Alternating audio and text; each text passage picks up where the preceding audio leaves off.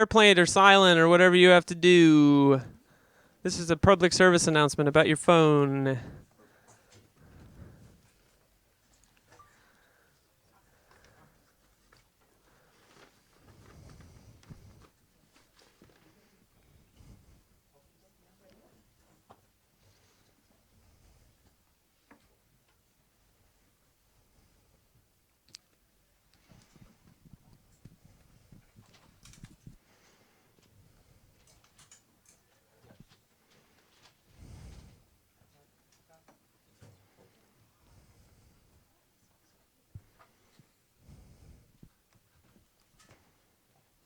Hi, everyone. Thanks for coming, and thanks for watching at home. Our Brick Media Talks, a documentary, is a marathon producing nonfiction projects here at Brick.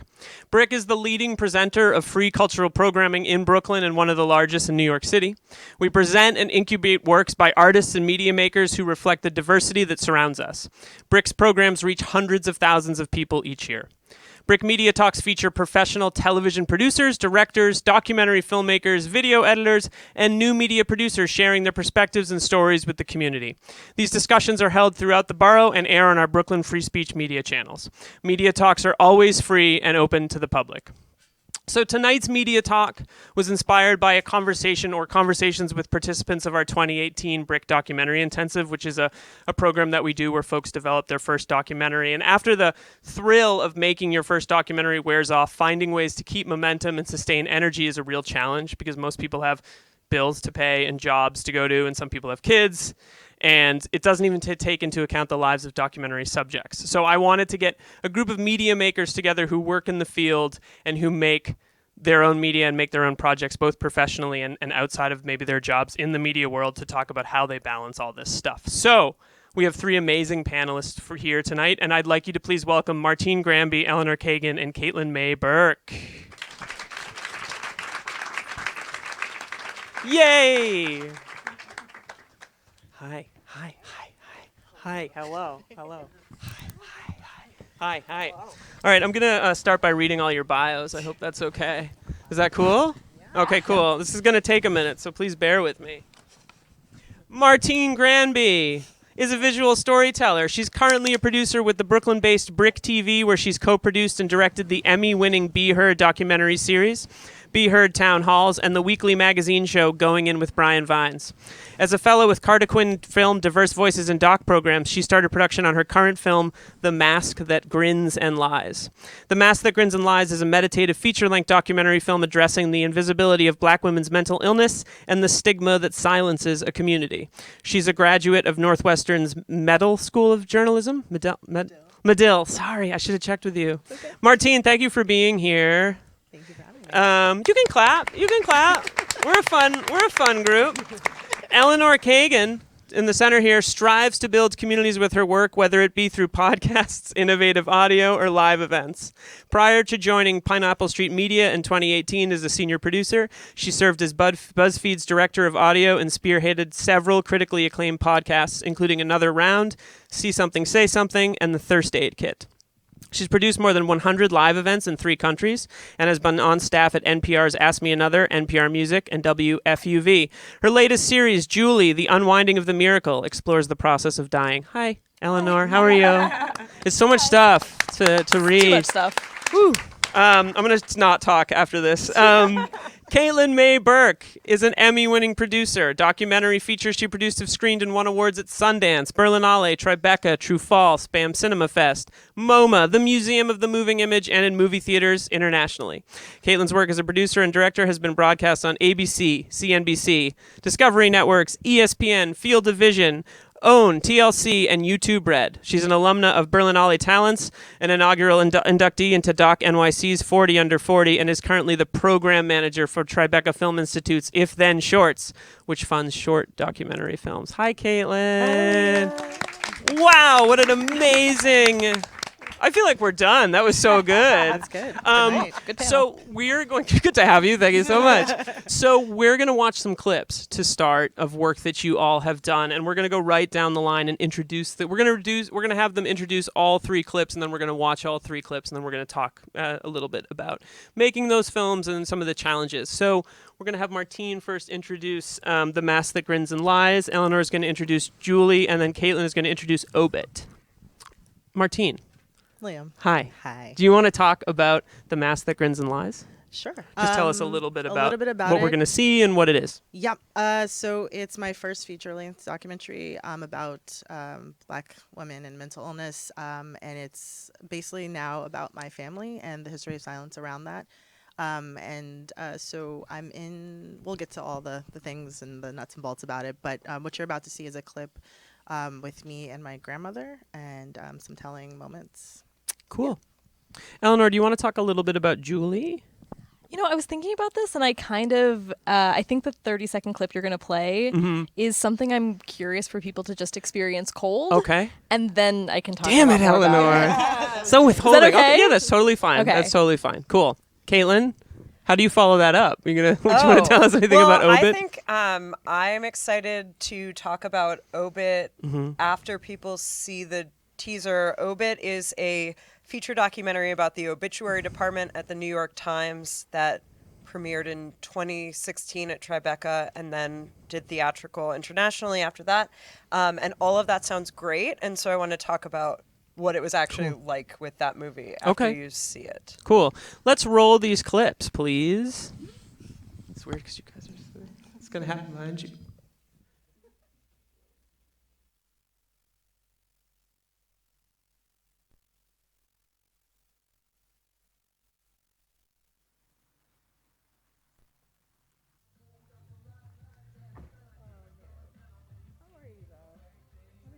I'm here, honey. I'm here.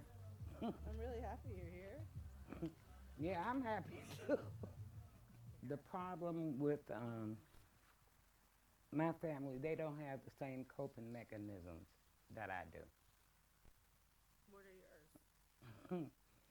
I don't know, but whatever it is, they work. You know, I mean, I guess prayer, basically, for the ones who are injured psychologically and the ones who are doing the injury. I'm just blessed that I was never in that position. Which position? Being the one that was injured psychologically.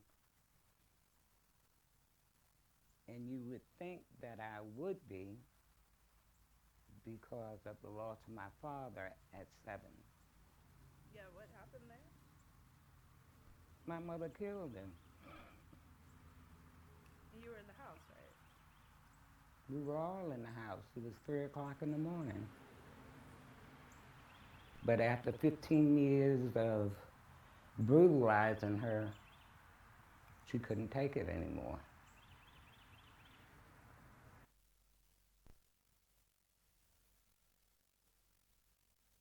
If you knew that you were dying, how would you prepare for that moment? This room I designed planning to die here. The wallpaper, which is on one wall only, it's an accent wall. It's gold. It was expensive, but I splurged because I said, you know what? If people are gonna come visit me as I'm dying, I want to have a nice background. Julie, The Unwinding of the Miracle, is a new podcast series that captures the conversations one woman has with the people she loves as she prepares for her death.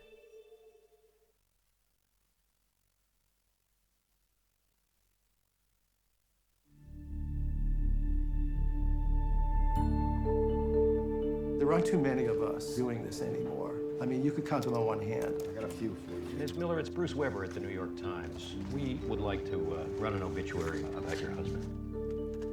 People often ask, oh, you're an obit writer. Isn't it depressing? I was leaning away from doing it. Now I'm leaning toward doing it. Are you? Yeah. It's kind of a tacit commentary on this old but still prevalent Victorian sensibility that obits have to be demure, respectful, lachrymous, God knows not funny. It's counterintuitive, ironic even, but obits have next to nothing to do with death, and in fact, absolutely everything to do with the life. If you have the chance that you can't repeat, it's a once only chance to make the dead live again.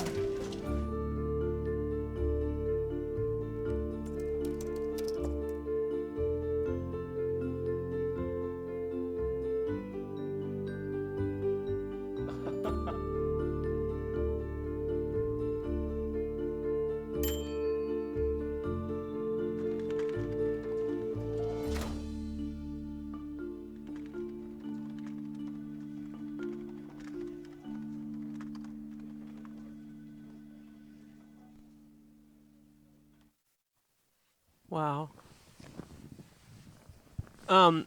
That is such an amazing cross-section of work. I don't really know how we start to talk about it, but let's try. So I feel like the first thing that I noticed was that, so Obit's now finished, and very finished. Very finished. And Julie's also pretty finished. Yep, it's out in the world. It's and out I in guess the world. the one thing I maybe should have said to set it up is it's a podcast series, not Right. not a film. Yeah. Which you all gathered, It's a I'm sure. podcast. Cool. And The Mask That Grins and Lies is do you want to tell us a little bit about where you are with it now that we've seen it? Yeah, so I'm in, I would say, early production with it. I started out making a film about myself and not putting myself in it. It was started out about 3 years ago, and I had two other women in it, and I wanted to kind of talk about mental illness in the Black community, specifically to Black women, because it's something I hadn't seen and something that obviously runs in my family, and there just wasn't a portrayal of that that rang true to me. So I reached out to these two other women that I had never known, and kind of started following their stories. And then as I was going around pitching the film and trying to get funding and everything, everyone's like, well, why are you the filmmaker to make it, right? That's always the question you get. And then in telling kind of bits and pieces of my story, they're like, oh, that's really interesting. I was like, no, I'm not, there's nothing here. It's them, it's not me. And then I did a fellowship or workshop this past summer at Union Docs and kind of delved into the narrative and found out that it was really, it was about you. Me and my family. And then there was enough there that I could stop pretending that, I couldn't put myself in it, or, how daunting that is on your family. And actually my family's been really kind of wonderful about access, and how much it's kind of cathartic for them as well. So yeah, it's in the last, I'd say about like 6 months or so, I've been filming a lot with my family and going down. Where's your family? So they're everywhere. They're my folks, my brother and my sister are all in New York. My parents live in Westchester, New York, and my sister actually lives here in Crown Heights. And my grandmother, who you saw on the film, is in North Carolina and Virginia. So we're kind of between the rural and the city a bit. Yeah. So, Eleanor, do you want to talk a little bit about with Julie, kind of, although it's not personal in this way, you're dealing with someone at the most personal moment at their life. So like, how did that work, and how did you go about working with the subject to make that happen? So I guess by way of explanation, Julie is a 4-episode podcast series that follows a woman sort of through the last 9 months of her life as she is dying of stage 4 colon cancer at the age of 42. And the reason the project came about was because she wrote this blog throughout the 5 years of her illness where she wanted to sort of give voice to all the things that she was thinking and feeling that she felt like she didn't see out there, kind of like the unsexy parts and like the un-rah-rah parts, and like the parts where she's really scared and she's bitter and she's, talking with her husband about the concept of him getting married, like after she dies, sort of all of these things that she didn't felt like she saw explored in a really honest way. So she wrote this blog, it becomes a memoir that's coming out, and then they wanted to do a podcast series to go along with the memoir. And so that's how I got involved. And so I spent about 2 months recording with her. And I think the idea was that we were going to record with her for the last few months of her life, and everyone thought that she was going to live a little bit longer, but she died very quickly into my involvement in it. So I had a series of recordings. But a lot of the tape of the show are conversations that she had with her editor, who's also her good friend of her book, as they were planning the book, as she was sort of making plans for what she wanted her death to be like and what she wanted for her children and her family after she died. And she was, a very meticulous planner. And so she had a lot of ideas, and she had a lot of ideas about both the book and the podcast.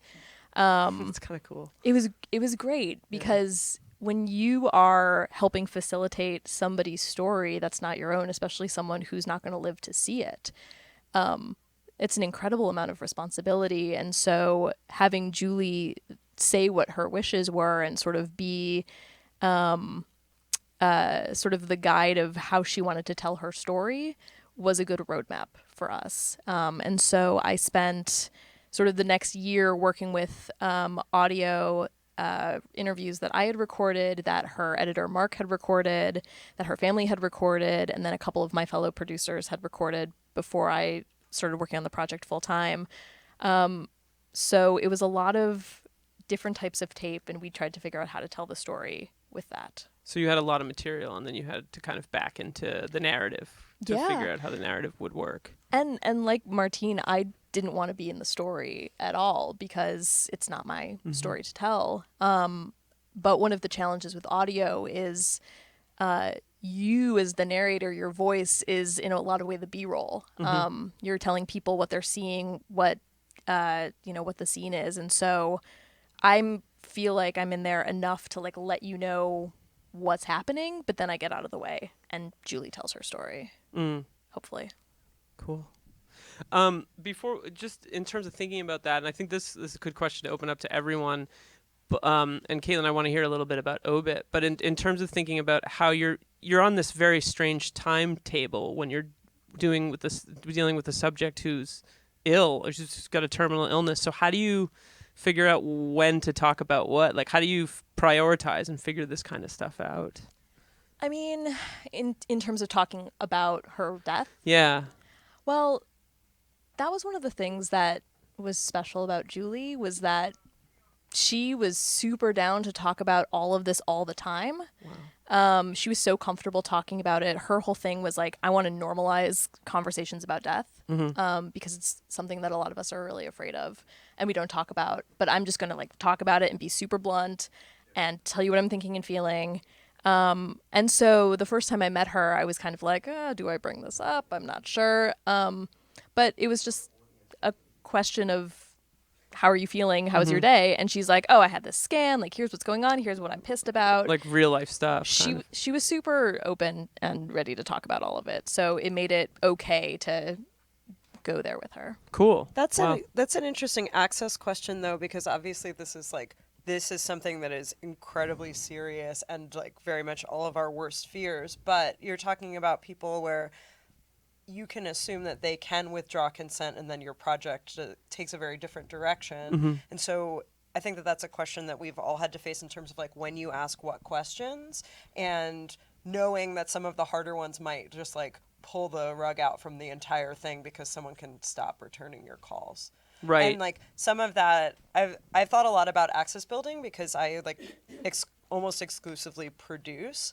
And it's something that I've thought about in terms of like what of my own work I show when I'm trying to get in a door.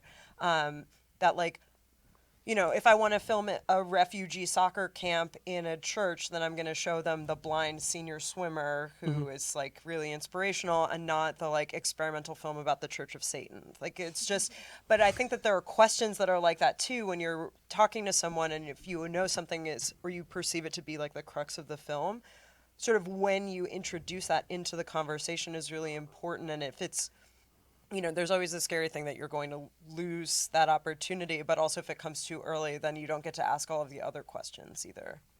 Right.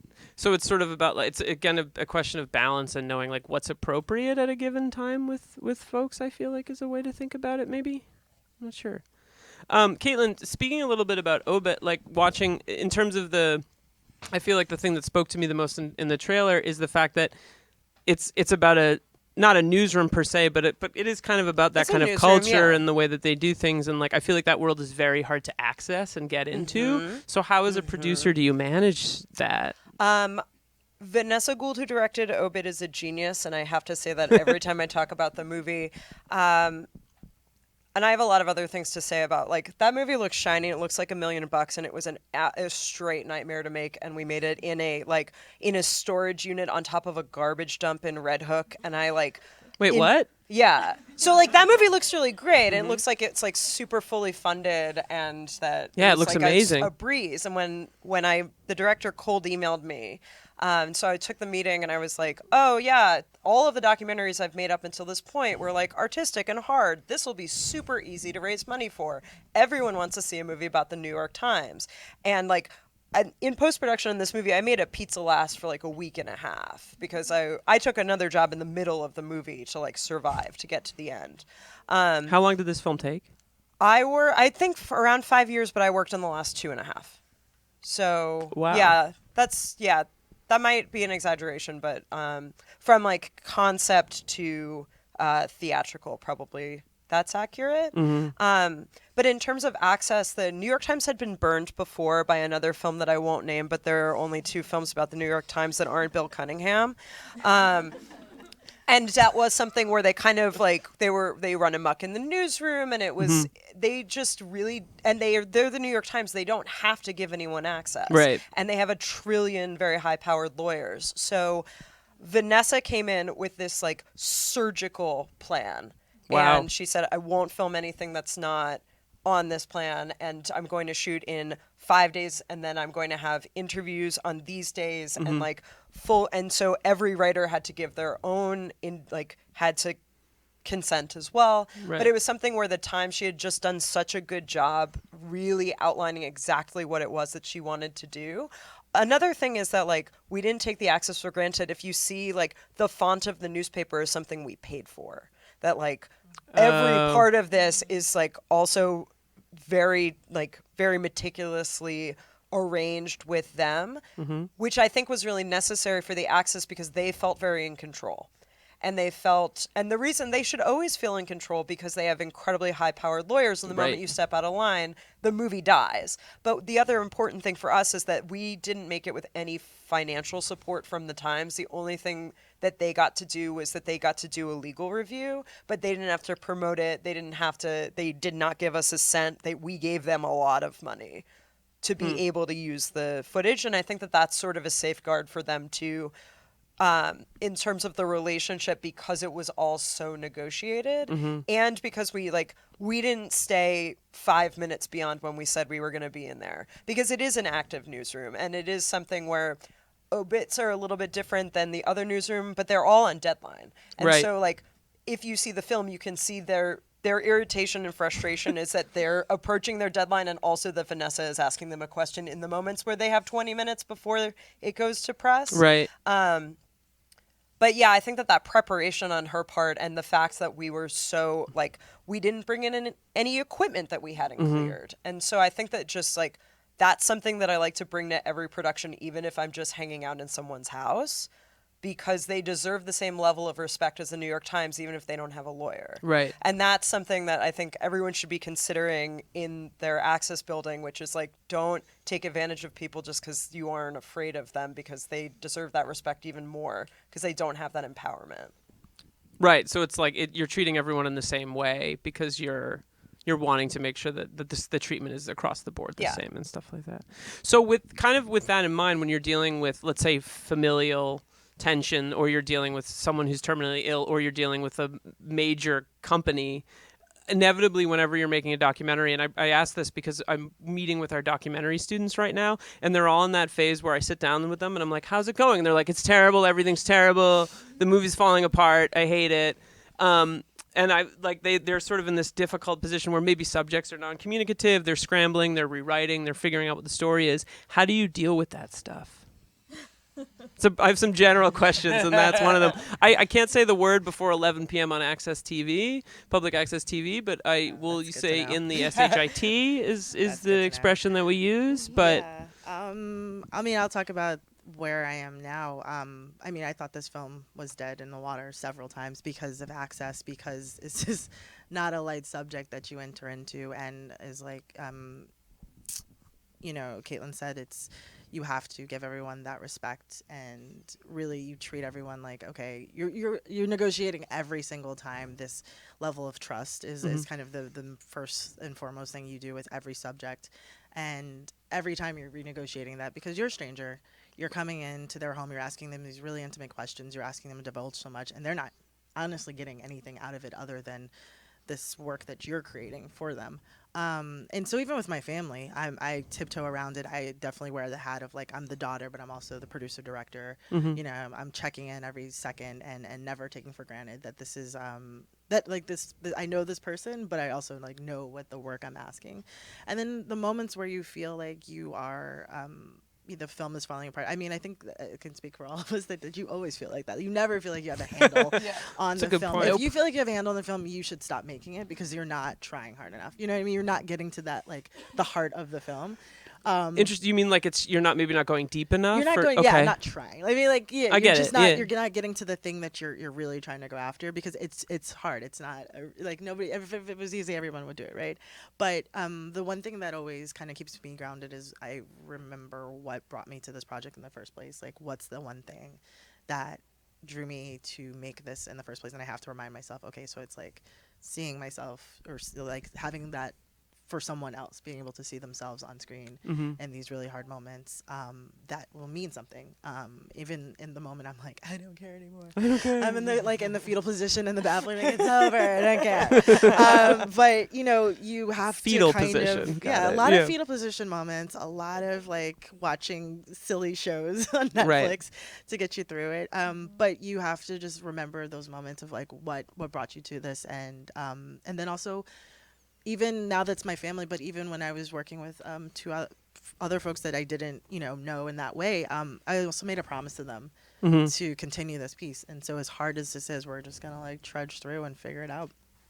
How much more time do you think you have in terms of okay, moving on. Why would you ask that? Because I'm literally asking questions about documentary right now. It's a fun question that I'm sure every filmmaker loves to answer. I mean, you have to answer that. I'm in trouble. For funding and when you're pitching, right? They kind of want to know like when's it coming out, and you usually just give them some kind of. I hope they don't watch this because it's like I'm not lying to you, but no, I mean I think it's a verite film, right? So it's like life as an unfolds, and there's a lot of recounting as well, so there's a lot of like archival footage and things like that, and so I don't know, maybe like the end of next year, but if I feel like there's still more to be pulled out, I mean it's just like Caitlin said, there's these moments where you want to kind of where you want to go. End of next year sounds very reasonable. Okay, well, yeah, so I say this good. now, but yeah, that's true.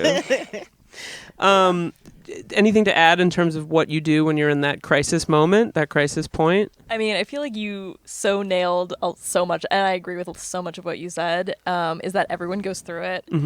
I mean, I went through a very long period where I had no idea how this series was actually going to be in the world. Like, I couldn't see a path. I was in, like, the forest. I use the metaphor a lot of, like, I feel like I'm in the forest and I have a butter knife as a machete, and I'm trying to like whack my way through it, and I couldn't. Very blunt instrument. Yeah, not sharp at all.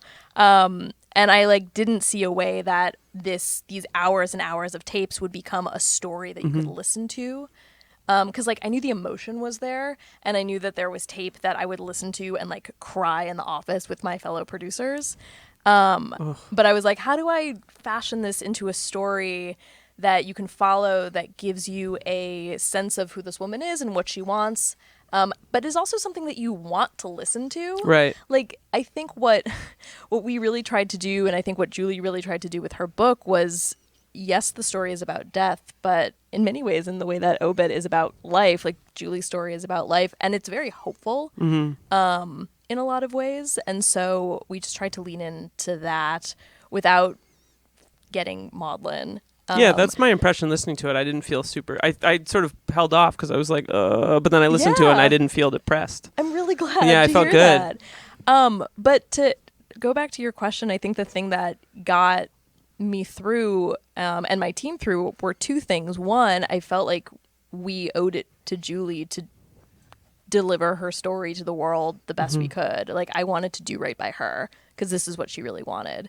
And secondly, I mean, I did not make this alone. I had two amazing producers, Jess Hackle and Megan Tan, and my editor, Joel Lovell, and our executives at Pineapple Street. And when I guess I got used to being to pushing myself to being vulnerable and admitting that I was having a hard time and saying, like, I don't know how we're going to get through this. We're on draft 25 of the first episode. Oof. We've restructured it that many times.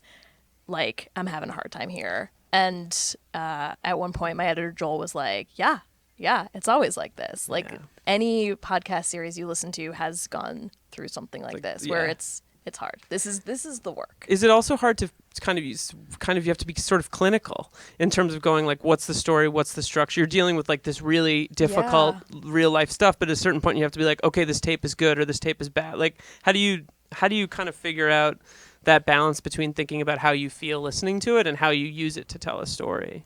I remember the tapes that made me cry in the office, and I was like, that stuff goes in. And when I've listened to it 50 times and it's not making me cry anymore, I'm still going to remember what my initial emotional response was. Yeah.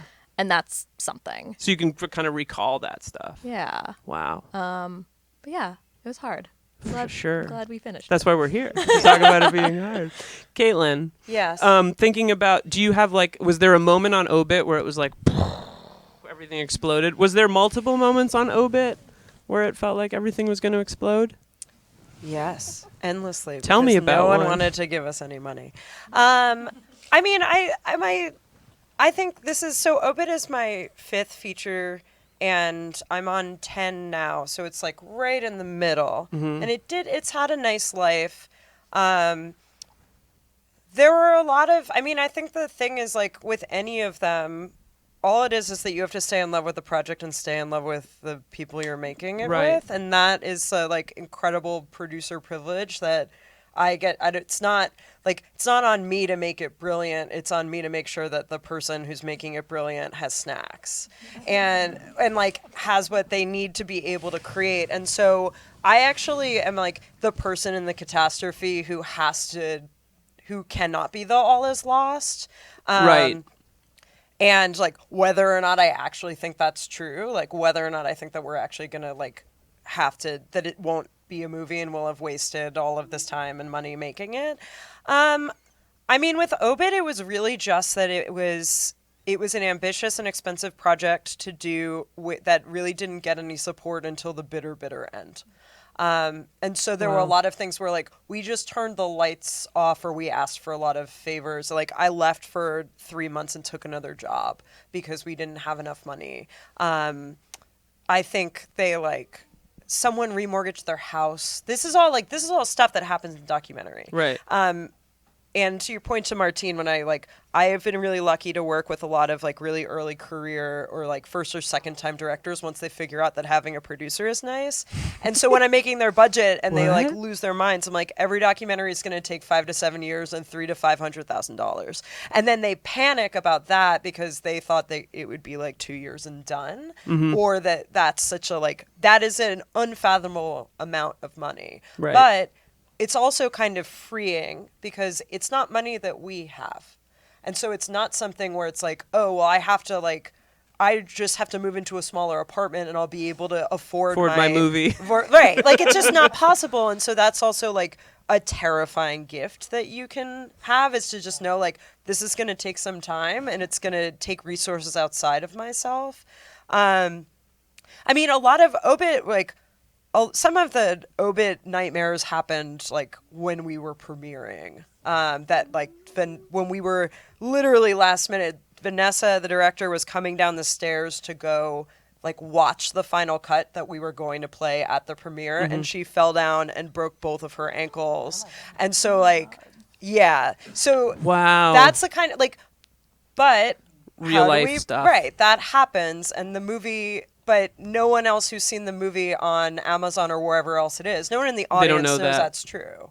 They just saw a movie. And I think that that's why film festivals exist, so that you can like drink to forget all of the like stuff that you did. Write that I'm down, serious please. about this. Yeah. That's like a Snacks real reason and drink that, to like, forget. why anyone makes. And there's a lot of. I think that the analog to parenthood is like occasionally false, and I can't really verify it because I don't have kids. But it's like if no one remembered the like intimate details of the pain of childbirth, it would like our species would die. Right. But you forget because you love your like squishy little baby, and that's how I've made 9 movies. Because every time it's like, no, this is gonna be great. I love this person. I love this idea. New York Times, tons of people are gonna give us money to make that movie. It's gonna be great. So it's kind of to speak to like what sounds like a little bit of as a producer or as a director or as in any capacity making things, you're a little bit of a therapist because you're dealing with personalities that are very dedicated to either telling their story or telling a story. So what are some good techniques? I mean, in a way you're sort of self-coping, I think, to some extent, but like what are yeah, I mean, I think you are. What are some things you do to kind of like either for yourself or when you're working with people that are freaking out about the fact that making stuff is difficult and scary? I mean, for myself, I have a couple of folks that are like producers and friends that I kind of call upon, and they're so lovely, and other filmmaker friends that are generous with their time and energy. And I just kind of like, whenever I need to, like, can I just tell you about how the film, like, you know what, the best advice I got was at a film festival a couple of years ago. I had said the film is dead. I was like, it's over, it's dead, it's dead, it's dead, it's dead. And everyone was like, oh, okay. And they like listened to me, and they were listening to it. They were like, you know what, I don't think it's over, but like you're allowed to quit your film at least once a week. And that was just such a freeing moment. I was like, oh, so now I just say like once a week, I'm like, no, it's done. I'm done. We're done. And nobody bats an eye. Nobody gives me any crap about it. They're just kind of, okay. And then like a day later, I'm like, okay, so we're going to shoot this. And it like doesn't. And it's like, you're back. You're back. So that is just like kind of a moment of like, I quit my film. Done. I quit it. And just it just gives me a little bit of, because like have been on this journey for so long by myself, and funding has been an issue, even though everyone's like, oh, this film needs to be seen. I'm like, does it? Because like no one's giving me money for it. And to be fair, the film has been in many iterations, and it wasn't ready to be funded. But I will say that to say that moment of just being able to just give yourself that freedom of being like, okay, you can walk away from this and it's okay. It's not going to be the end of the world. You're not a terrible person.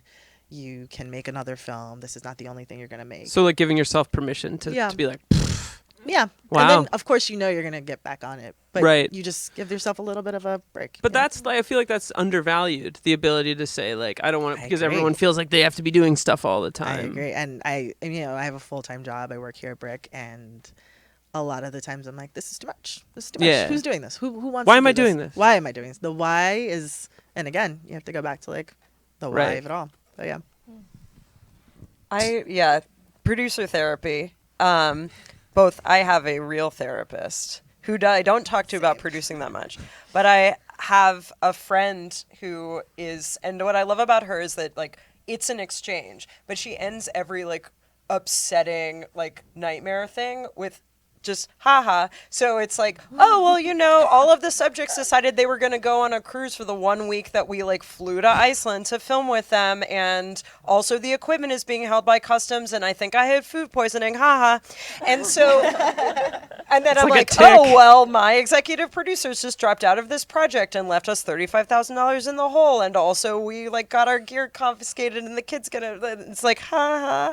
But I think that's the like, I have my designated person who lives in my phone, who also lives in Brooklyn, and so this happens in real life. But it's nice to know sort of where the outlet is, and I also think that it's a beauty of film festivals, and it's also just like Brick is doing this too, where it's creating a community of artists where you have the person who understands a little bit differently than your partner or your like lay people friends what you're going through, and they can either do the pissing contest of like, oh, this is like, but this is how bad it is for me. But it's also just helpful to be like, and we came out on the other side of it, or I don't know what you're going through, but I have a similar experience. And so just having an artistic community and friends where you can like eat a sandwich and worry together is, I think, a really helpful Like group therapy. Yeah.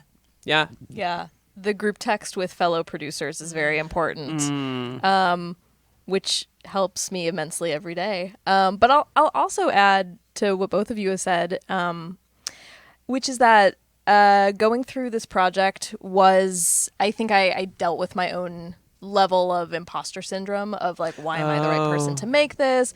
I don't know what I'm doing. Right. All of that stuff. But at the same time, I had another podcast series that I was working on that was a format of a show that I felt very comfortable with. It was storytelling, interviews, right. And it was a type of show that I have produced shows like it before, so I felt very comfortable with, like, I know how to make this show.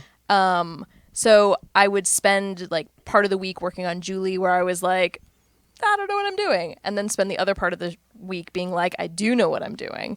And being able to sort of go back and forth between those two projects, even though it was like I was working on a lot of stuff, I was very busy, but it was, I think I work better when I have like almost too much on my plate than not enough on my plate.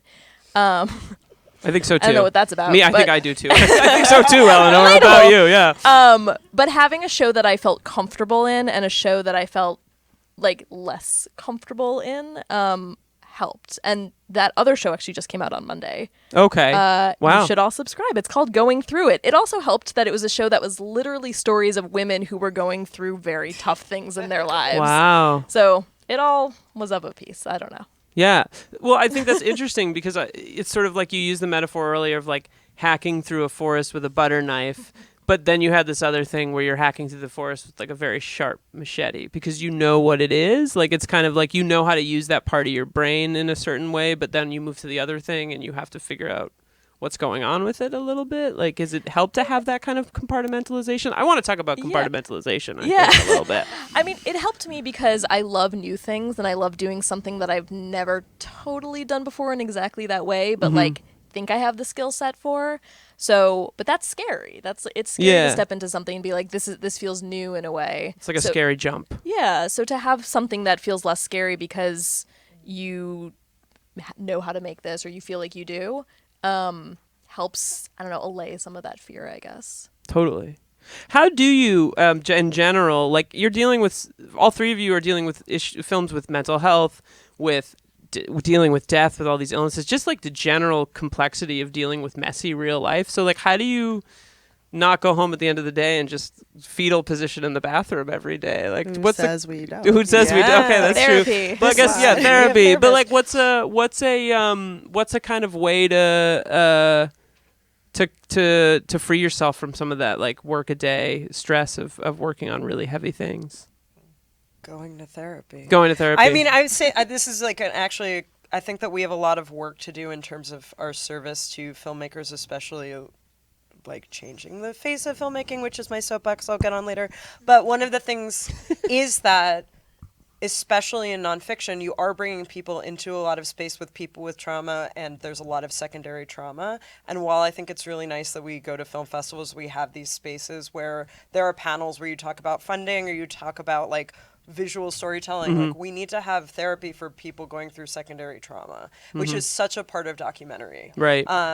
And just to acknowledge, I think also like having a space to acknowledge that like I can't film today because my like 16-year-old subject is incarcerated. Like I can't do this because like so-and-so's mom was deported or whatever the realities of the situation, or like someone has died that, and this happens a lot. Like if you're filming real people, the word you can't say happens. And I think that acknowledging that it is on a person and that there shouldn't just be a coping mechanism, that it should actually be like treated as trauma is really, really important. And obviously it's not like first degree, but it is something we should look at with people who are telling stories, because I think it's also like sustainable. It's a sustainability question for the people who are really good at it, that at a certain point, like if you just receive too much sadness, like do you stop making the art? So, wow. Like, I have a therapist and it's really great. I also really like watching Great British Bake Off, but I don't think that like, but like turning off your brain, right? But if the thing that I'm doing is like drinking, Right. because I'm sad, is that an appropriate response, or should I be engaging with that and also encouraging other people to have like, that's why like our texts or our like producer therapy that we do is important, because it is something. My friend who I was talking about is making a film with the Parkland survivors, and so that is a very different conversation to be having than like my thing where like the kids didn't come to soccer practice. Or Right. the kids didn't come to soccer practice because they're in jail, and now we need to like I Right. need to produce my way into a jail. So I think I'm like really belaboring this point, but I think that No, I it's get it. something where like it's not about putting it in a box. It's about taking it out of the box to other people and making it a part of like the conversation. So kind of calling for a different practice as opposed to just coping or something like that. Yeah, Okay. yeah. Yeah, totally. Of course. That makes absolute sense. I will say that like compartmentalization isn't. It's something I have to do within this film, but it's not easy. Like, you know, I was when I was filming with my family in North Carolina. My mom's a psychotherapist, just to be transparent, and that comes out in the film. I was staying in the hotel room with her, and her family's away, you know, at the house, and we would go there every day. And a lot of trauma and things came up during that time. And there was one day where I was just like, I can't, enough, like I gotta go. And I told my DP, I was like, it's time to go. And she stayed to kind of get this like kind of story arc of what was going on at the time. And I was just like shaking and livid. I was like, we have to go. Like, I need to get out of here.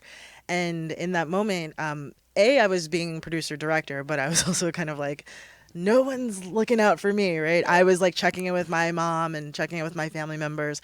And my DP like apologized later. She's like, I'm so sorry. I forgot you're also a subject in this.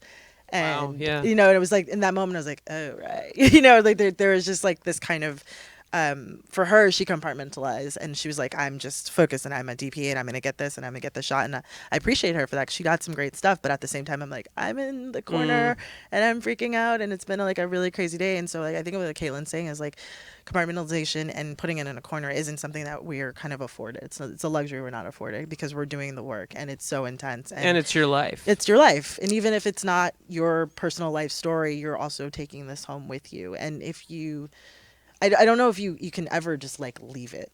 Right. You can't just leave. Even when the film or the project is done, a lot of that stays with you. So I think it's the way in which we talk about how we quote unquote cope, and even changing the language of coping, because it should be something else. Like, there's an experience to be had, and transference, and it doesn't all need to be like thought of as a negative. Like a pushing things away. Right. Yeah. Absolutely.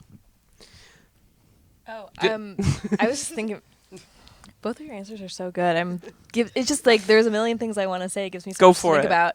I'll say a couple of them. I mean, like at the beginning of this project, I told myself that like I just kind of made a promise to myself that like and it happened to be January, so I was like, this is the year that I'm really gonna think about my attitude about death. I just kind of like told myself that. I told my therapist that, wrote it in my journal. So I kind of like tried to prep myself to just be very open to. Did you know you were about to work on Julie? Yeah. Oh, okay. So, I thought it was kind of a coincidence. Okay. No.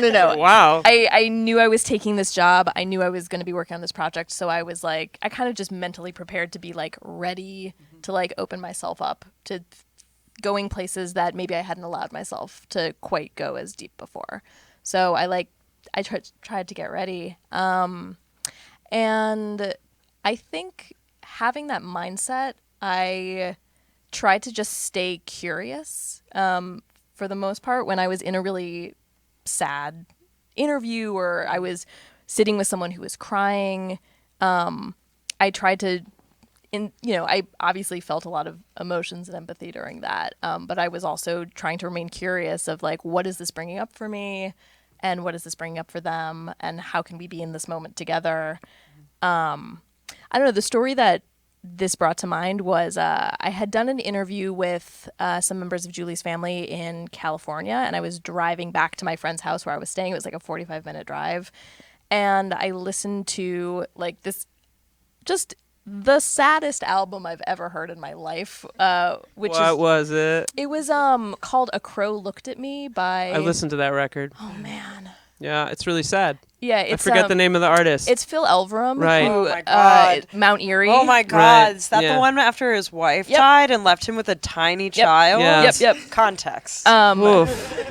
Yep. I'm like emotional thinking about it. I mean, I think he describes it as barely music. Yeah. But it's so raw, and the details in it are so incredibly precise that I was listening to it on this 45-minute drive. I pulled up in front of my friend's house, like sobbed for like 5 minutes, and then was like, okay, I have like experienced all the feelings I'm going to feel about that particular experience today. Like, let me go hang out with my friends. And I don't necessarily see it as compartmentalization. I sort Right. of see that as like, I'm going to just like feel all these feelings and experience this, and then I'm going to like go do a different thing. It's like a kind of processing. Yeah. Which I feel like, Martina's a little bit you were talking about, as opposed to being like, cool, let's just move on, or like, cool, we have to make a movie. Like, we have to process some of this stuff. Right. Yeah. that- There's like no moving on from this. Right, you right, know, right. it's Yeah.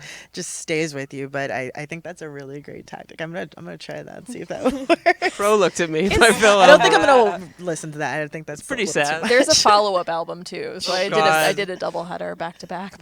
all in one sitting. Yeah, it was a lot. And now he's engaged to Michelle Williams. I know, it's really cute. Oh. It's great. It's great. Happy Things work endings. out. Let me see if I have one more question here. I do want to ask, just in terms of when you finish a project, and I know that like, so in some capacities you're working on long-term, short-term projects, some things that take years, whatever the case might be. Like when you finish something and what was it like finishing Julie? What was it like finishing Obit? And what do you look for the next thing? And Martina, I want you to answer this too, though I know it doesn't pertain to this film as much. Yeah. Oh, think. It's like you're racing to the finish line, and then the moment comes, and you're like, "But wait, there's gonna be more, right?" Mm-hmm. There's like I was asking an acquaintance who had just finished a book. I was like, "What did you feel when your book came out? Like, what should I prepare for?" And he described it as sort of a postpartum period of like, I got kind of depressed and felt like I didn't have anything I was excited to work on. And he was like, there's definitely like a mourning period when you finish a project. And I don't know that I've totally felt that way. I'm like really glad it's in the world. I feel proud of how it came out. And I don't know. I look back at that moment when I felt like I was in the forest, and then I look at the fact that it's like in your podcast feeds right now, and I'm like, still kind of don't know how that happened, but like, right on. I don't know. That's cool. And then as far as next projects, I don't know, something else that feels as unknowable as this project did, I guess. So it's kind of like you're back in the forest with the butter knife. Yeah, but this time I'm like, is it going to be a project that I'm like scared to do? Hell yeah. Okay, yeah. Ask me again in 6 months. Okay, though. we'll check in. We'll do this again in 6 months. Yeah. I think, I mean, I have the luxury as a producer, not a director, to have some like intellectual focus on multiple things at once. And I think we're all similar in this way. We're like, I'm working on a lot of stuff all at once. And the gift of producing is that like a premiere or anything leading up to a premiere, whether that's a festival or theatrical or broadcast, is a ton of work. So it's not like a drop off. And so I would say that like I have staved off any postpartum by like consistently being working on other things and just having more time to work on the other thing because it's not like the biggest problem. But I wonder if there's like if there's a last movie and then it's done and then it's just like, what else is there? ? Like, I think that because at a premiere, I have to figure out how like literally every person in the room is going to get to the party, and then where after it's done, the like print is going to go, or like how the press went and did everyone get in there. There's no relief. It's like it's a ramping up. And I think that maybe my inclination to be working on other things is so that it never like truly fully ramps down. Like there's no, Yeah. Yeah, I think that makes a lot of sense, because I think there is a feeling when you finish something of like, what now?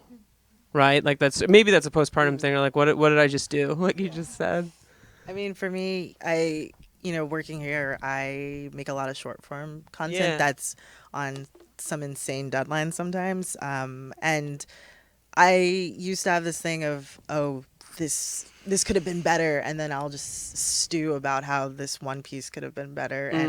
And now I don't have that luxury of some sorts, you know, to like dwell on it. It's just kind of like, okay, it's out, it's done, and I have to start thinking about the next thing. And it's kind of lovely to have this film be my own and be on my own time. And even though I'm gonna finish it next year or whatever, Next 5 year, years, you said it's it probably here. gonna 3 more years. Like, let's just be honest. But you know, it's like a different pace, and it doesn't have the same immediacy. And so I don't ever feel like I'm never like wanting for something to do, which is nice. But I think it's the same thing that Eleanor was saying, is like, it's I work better when I have too much on my plate, even though it like people are like, do you want to just take a break? I'm like, no, there's no breaks. So yeah, I think, I don't know what, I can't even really obviously fathom what it looks like. I think I'm in the woods right now, what it looks like to finish this film, or what it would be. But that's actually kind of the exciting part right now. It's I'm really happy that I'm in the thick of it, and it's unknown, and it's great, and it's scary, and it's traumatizing, and it's all the things, and gonna just like hack the way through it. But yeah, with the short form stuff, it's kind of more of like, what excites me and what do I want to spend time on, and other ways of which you're going to be able to tell it, right? Because it's, even though everything's been done, right? Like every story's been told, but you're also bringing your voice to it in a different way as a filmmaker, as a media maker, or whatever have you, and then you're telling it from a different angle. So it's always fun to figure out new, exciting ways, I guess, to tell things. Wow. Yeah. That's a great way to think about it, and that helps you find energy. What energy? To move on. What energy? There's no energy. She's like, there's no energy. I don't sleep. We have time for a few questions from the audience. So if you would like to ask a question, please approach the microphone, and you can ask. But don't walk. Yes, walk around the back. Thank you. And we'll vamp while folks make it there. That was good. Yeah. Hey. I think I Liam. just realized when you said that. So I've made a lot of television before. I made a lot of movies, and TV like kind of cyclically ends in February, which is right by my birthday. And so I'm always like, I celebrate my birthday, and then I'm for some reason on an airplane, and I feel like that's avoiding the postpartum. And then like whenever I come back from whatever it is that I had to do, I'm like, oh, okay, we've eased out of this. Okay, so there's like a natural sort of energy that like yeah, life it's like, happens. I like only take the first flight out, so it's like I have to wake up at 4 a.m. to go to the airport. It's like no time to worry about this thing I can't think being about done. this. Yeah. Hi. Hi. What's your name? Hi. My name is Isis. Isis. What's your question? My question is, okay, so initially I wanted to talk about what it must have been like going into dealing with a person who's about to die and how that might have affected you. And then you spoke about how you actually started planning to be more open to that to the subject of death and how that affects you in your life, and also being present with the person in the moment that you guys were talking whenever you guys would meet. And my current question is, you know, walking around with feelings from your documentaries, each of you, pressures, specifically pertaining to the subject matter, and also from your outside lives. I feel that in society we've been trained and taught to cut off your emotions, both positive and negative, because it would be too much of a distraction.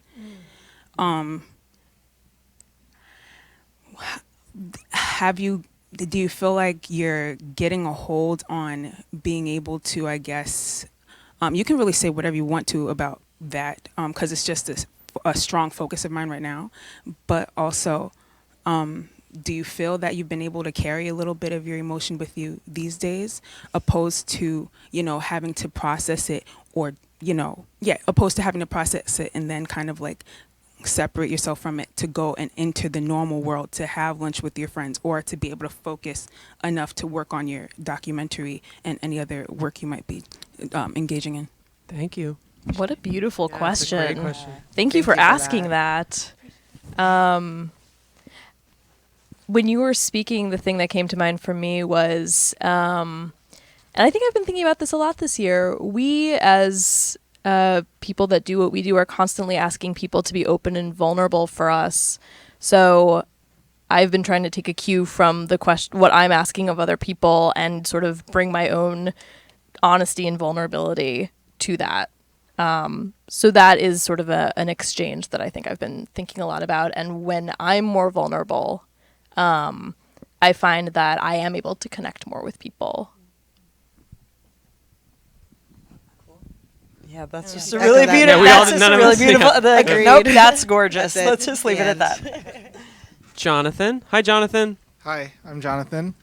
Hi, Jonathan. Hi. And Eleanor, this is specifically for you. So death is a thing that we're all going to have to do eventually, so it's a very personal thing. And in doing anything you want, creators want to prepare, and you prepared by saying at the start of the year, this is the time that I'm going to be open to this thing that happens to all of us. So the question is, what was the takeaway? How did Julie help you reckon with something that we all have to go through? That again, such an amazing question, something I've been thinking a lot about. I think the message that Julie wanted to leave people with, I shouldn't say I know, because she said this a lot in conversation, and she writes beautifully about this in her book, is her exhortation, I guess is a word you could use for it, is to basically like think about, knowing that you are going to die, we all are, thinking about how you want to live your life and making choices intentionally, was, if you could say like there was something that she learned by going through this experience, it was that I know I'm going to die, so I'm going to be really intentional with the choices I make. And if I'm holding back for fear or something, it's like, why? Because, one day my death will come. So I guess that's something I've been thinking about a lot too. I've been trying to make choices in my own life that are the way I want to be living, which is why I actually find her story really hopeful, and I find her book really hopeful, because it's kind of a plea to just, I don't know, say F it and just do what feels right and important to you. So I don't know. I guess that has been like a big takeaway, I think. Thank you. Thank you for your question. Hi, Alice. Hey, I'm Alice. Hi, Alice. Hi. Going off of the feeling of looking back at a project and feeling that it wasn't good enough, I recently realized that I find it very hard to accept and believe any praise or, maybe an award or something like that. Feel proud, like truly proud. But I'm working on it. But and I feel like that. And what helped me work on it was realizing that will only hold me back from truly doing things that I'm absolutely proud of, like that stifled feeling. Do you guys have any advice on like how to feel comfortable with being realistic but also being proud?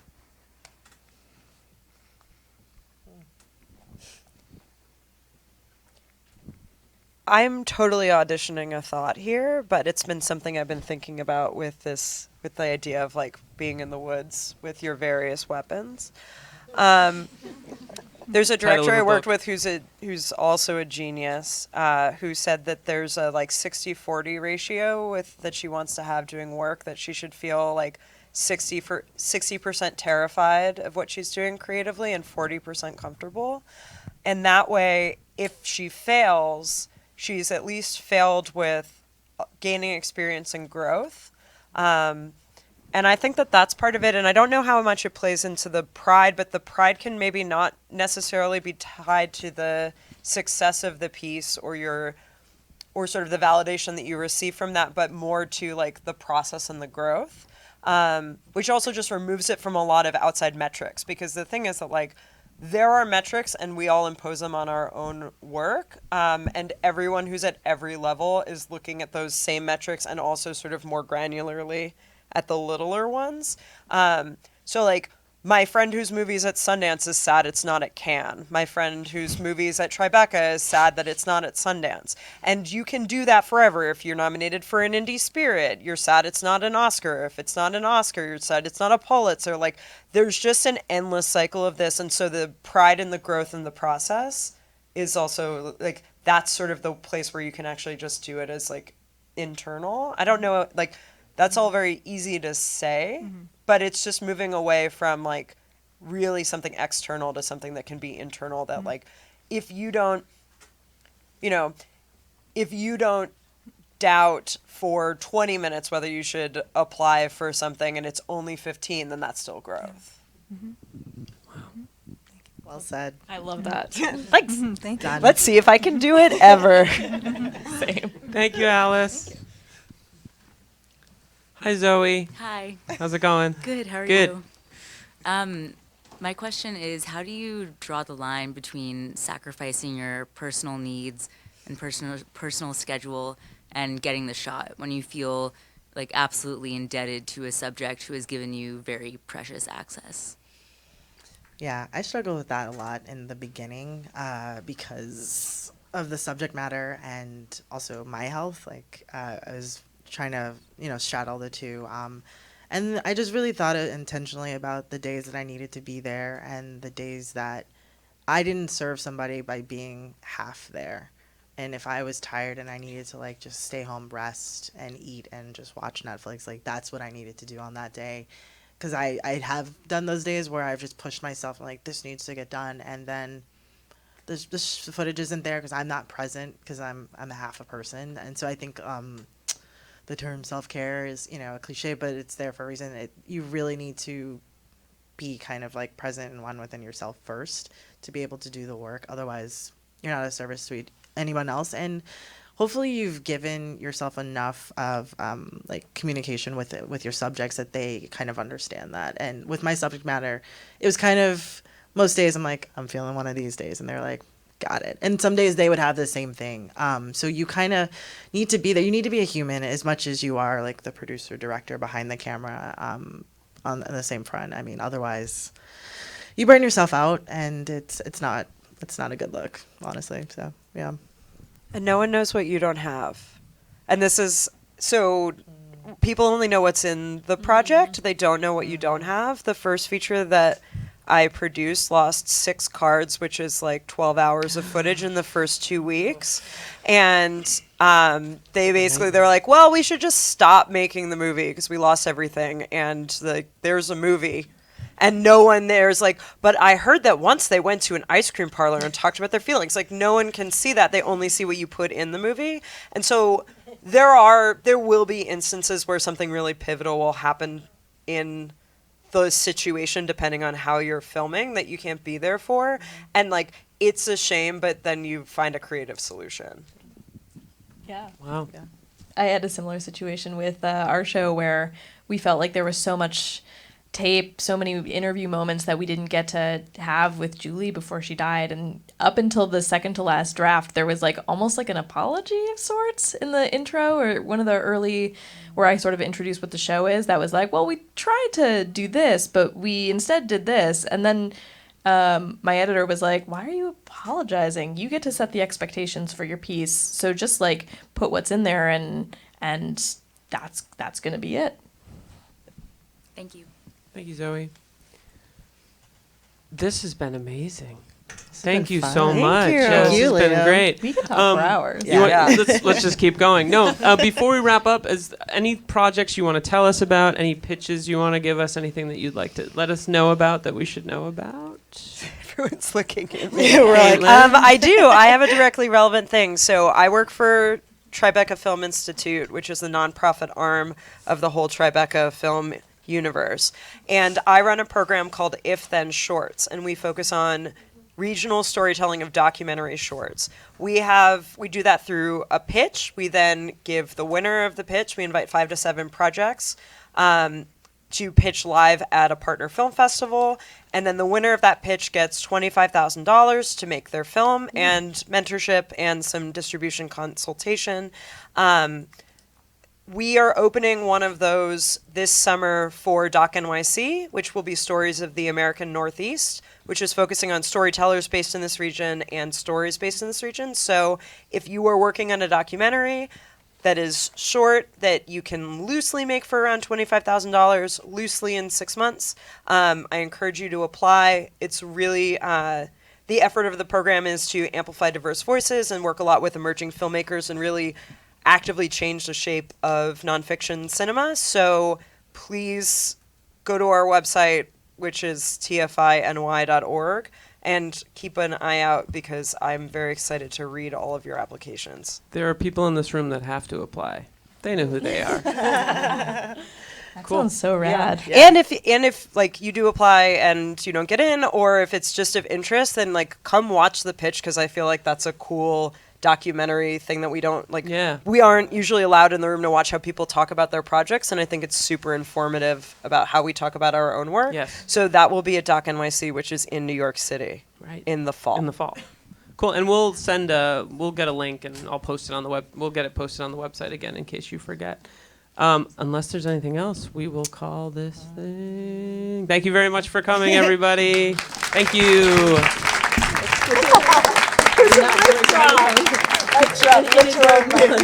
Where I break the technology. When did? Thank you. They weren't making before. I'll be right back. Oh, I want to talk so much to yours. I have to listen to yours now. I got everything Oh, I see. But you're coming to that Okay.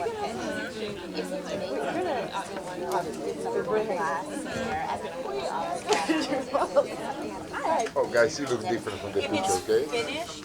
Totally different. I know. It's still yeah.